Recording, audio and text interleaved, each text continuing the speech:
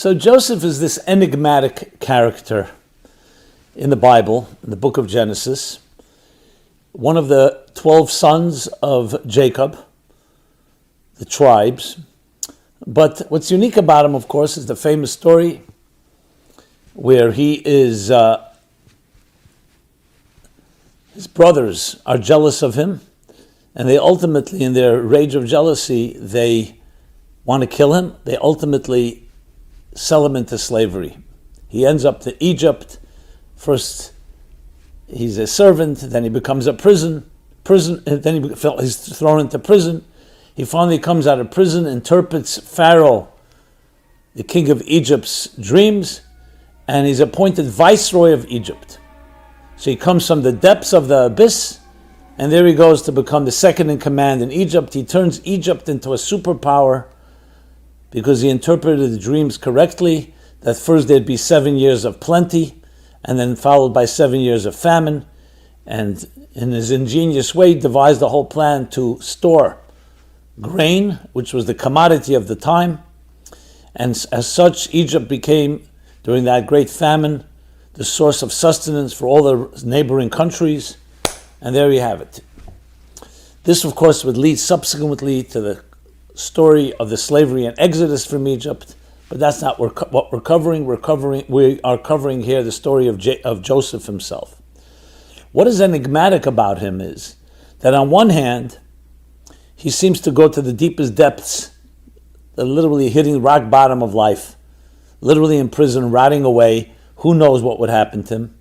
And he rises to become literally the commander, the leader of the world at the time.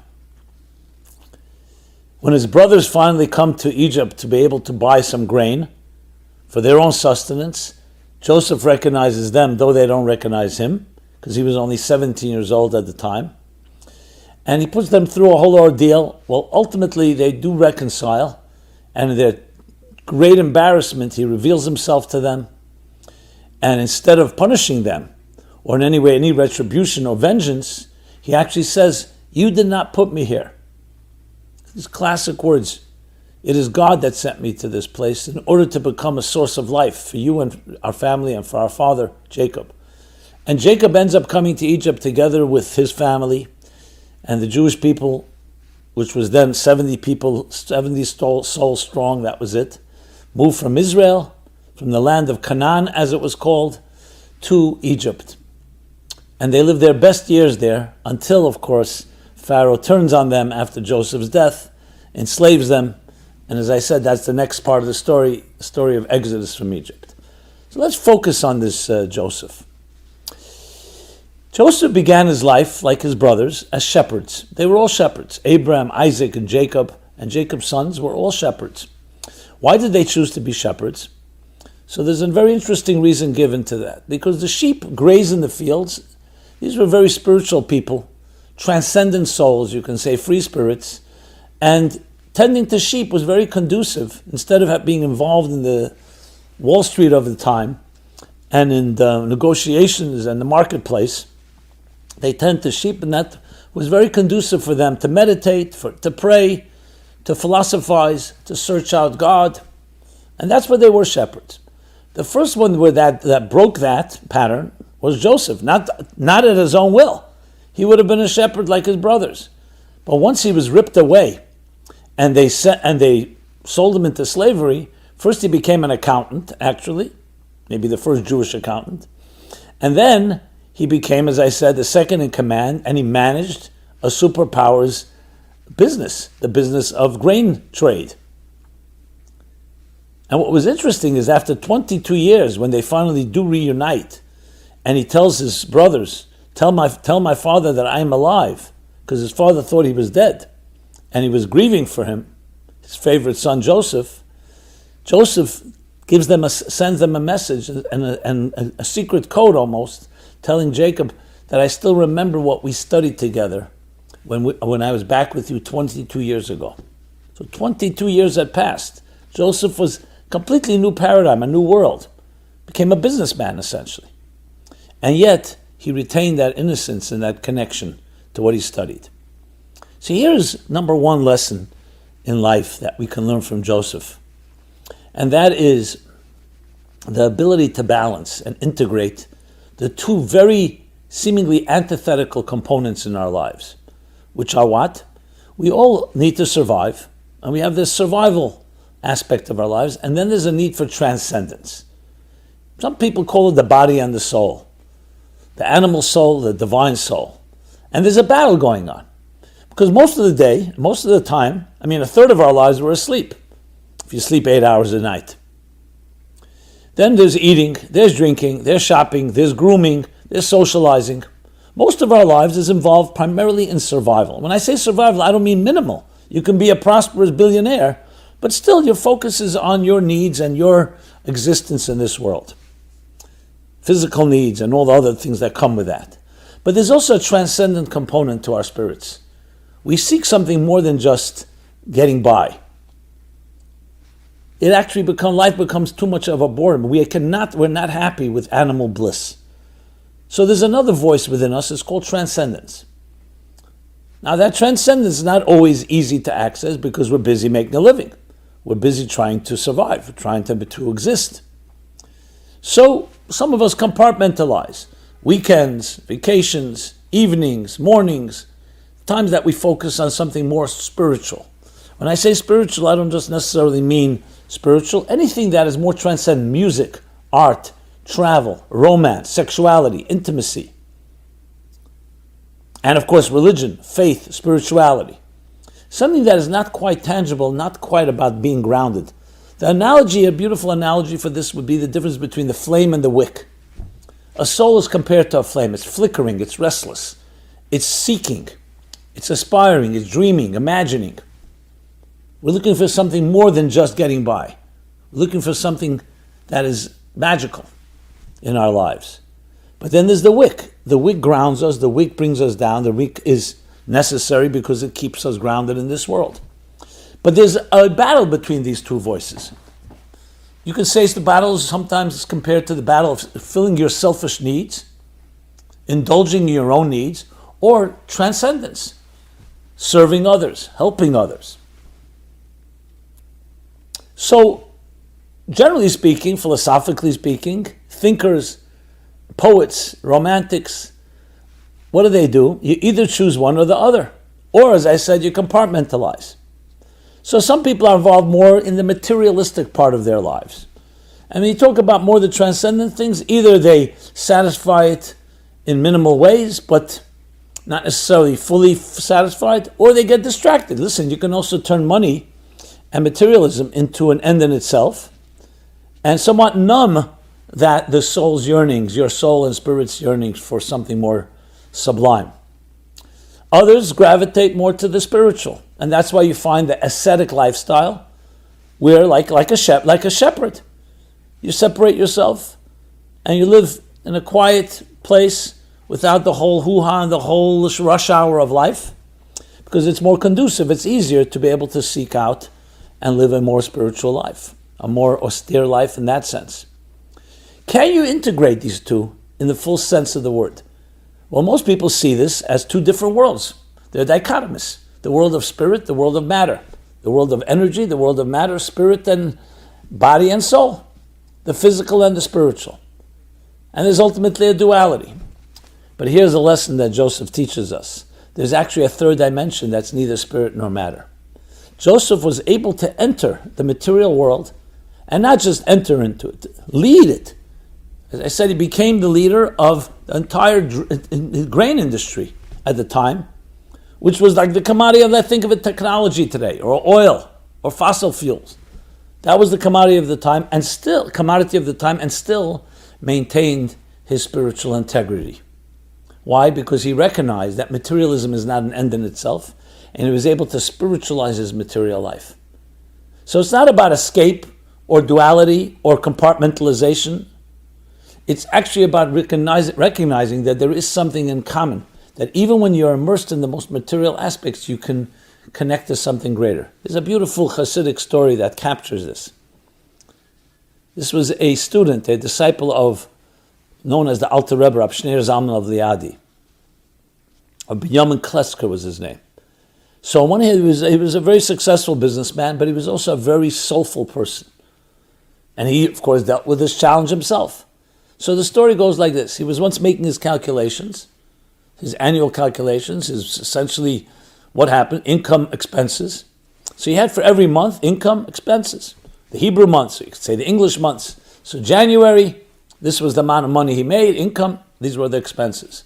So it was a net total of so much and so much. In February, income and expenses. March, he listed it all. And then when he came to the total, what happened in this year? The total, instead of writing a number, he wrote the words in Hebrew, Ein oid milvade. There's nothing but the divine. There's nothing but God. That the true reality is something that's beyond numbers, beyond money, beyond possessions, beyond acquisitions, and so on. So the question is asked, if he was so focused on a higher transcendent life, how did he have the presence of mind and the composure to be, and every month he should have written January equals the divine, February the divine. No, on each line he actually wrote the numbers, and he ran a successful business and an ethical business. But when it came to so how was that? How did he do both? And the answer is, if he would have written on every line God, then he shouldn't be in business. He should be a rabbi, a teacher, a spiritualist. No, but he was a person whose feet were firmly planted on the ground. And he understood that you need to know your calculations. You need to be on earth. You need to know the laws of the land, so to speak. At the same time, when it came to the sum total, what is the total of it all? He understood that money and all his possessions and all his successes was a means to how is he going to use it for a deeper spiritual goal. I remember when my book, Toward a Meaningful Life, was published, early years, we're going back almost, talking about 27, 28 years ago. Well, it was 27 years to be exact. So it was quite a popular book, and I was receiving a lot of feedback. There's one gentleman I met, an executive of a pretty prominent business in New York. No, without mentioning names for confidential purposes. And he was known as a very tough businessman. I mean, he was respected, but he was known, tough negotiator, a difficult guy. And he told me the following story. He said, I got a copy of your book. Someone gave it to me as a gift. I began reading it, and it was beautiful, especially the chapter on business. I think wealth and I think charity and wealth is a chapter. It talks about business and money and so on. That money is exactly this message from the Prince of Egypt, Joseph. And one of the suggestions there was that in your business, not just at home, not just in your synagogue, in your spiritual environment, but even at your workplace, have a charity box on your desk. And from time to time, put something in there. You have a meeting, encourage other people to as well. Let's begin the meeting with a little charity. And that's what he did. And he said it changed the entire climate of the meetings because people started seeing, what's this charity box? And he said, I read in a book, Toward a Meaningful Life, let's begin the meeting with putting in a nickel, a dime, a quarter, $1, whatever. People started seeing, he says, that my clients, my partners, potential mergers, potential business colleagues began seeing another side to me. They said, oh, did you give charity? He says, of course. And in his workplace, he was elevating the workplace. He says, we became friends in a different way. We continued doing business. I was still a tough negotiator. I didn't give in. But we started seeing each other as human, not just purely as a numbers game and a pure negotiation, a pure business shark arrangement. Then he said to me, I began then purchasing your book in boxes, just as an aside, had it in a box in the corner of my office, and I would give it to people. He said, it changed my entire work, made it actually more successful, because our relationships became more trustworthy. We started seeing each other as people. Just this little act. This is an example. So there are things we do when we go Yom Kippur to synagogue, or we have our weekends, or on a holiday, where we're more spiritual in nature. And we dedicate time. Beautiful. Time for prayer, time for study, time for meditation, time for music. But the rest of our lives, we're busy with survival. What Joseph teaches, and though it was not something he planned for, he would have remained a shepherd. But you don't have to be a shepherd to touch the deepest levels of the divine, of transcendence. in your material life, and even in the center of it, even the superpower, even when you're dealing with grain, he always retained and maintained that innocence, that connection. And that's what his father recognized and said, wow, 22 years passed. It wasn't just 22 years. He was thrust in a completely different world, a very materialistic world, a pagan world. And yet, he was able to integrate because he had the charity box on his desk, so to speak. So it's a lesson for all of us from Joseph. Lesson number one. Lesson number two, I alluded to earlier. Think of this. A young man, 17 years old, loves his father and his mother, is torn away from them, sold into slavery due to the jealousy of his brothers. So how angry would a person like that be? And how justified would he be in his anger? You know, everybody's read The Count of Monte Cristo, vengeance, what they did to him. And you sympathize with him, as tough as he is, because look what they did to a person. For no reason, an innocent person, he did nothing wrong. So you would think when he finally has the power and he's now a leader, he had all the power in the world, they needed him. You would think he would exact vengeance. And not only does he not do that, he says to them, do not feel guilty that you did this to me. God brought me here. In other words, he was able to rise above being a victim. Now they were responsible for their actions. This is not about vindicating them. This is not about getting them off the hook. And years later, the Jewish people would suffer greatly. 10 martyrs would be killed because of these brothers, what they did. But let's not address that. Let's address, you know what Joseph was saying, the psychological lesson. No matter what happens to me in my life, even if I could point fingers, even if I'm justified in doing so, I am never going to be a victim. I'm always going to be someone that recognizes that life is driven by a higher narrative. It's called divine providence. And though, yes, it was they that sold me into slavery, it was they that caused me to be here, but look what happened. I became a leader. I saved the world.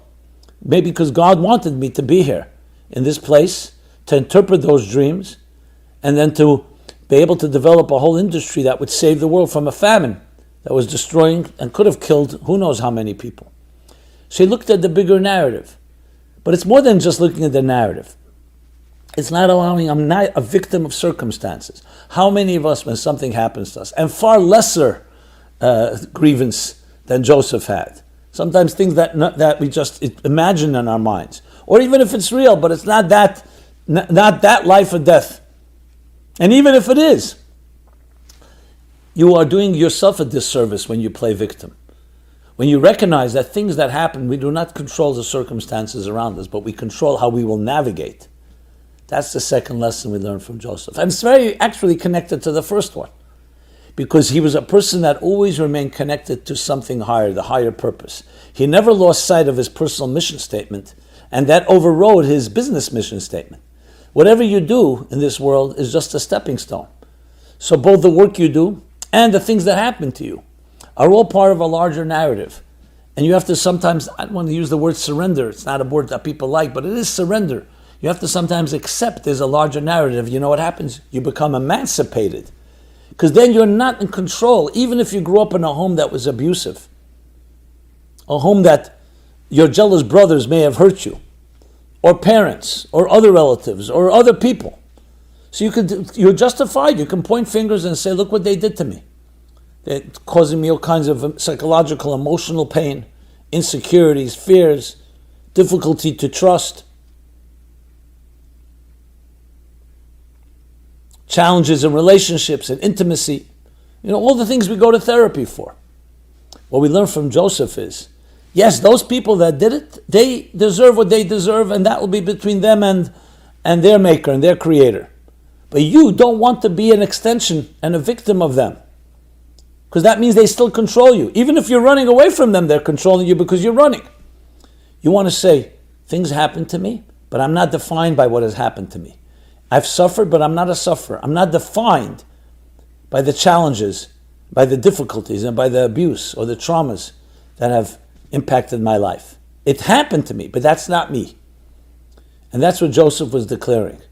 He was freeing himself from them and saying, no, I'm here because I was meant to be here in order to save the world.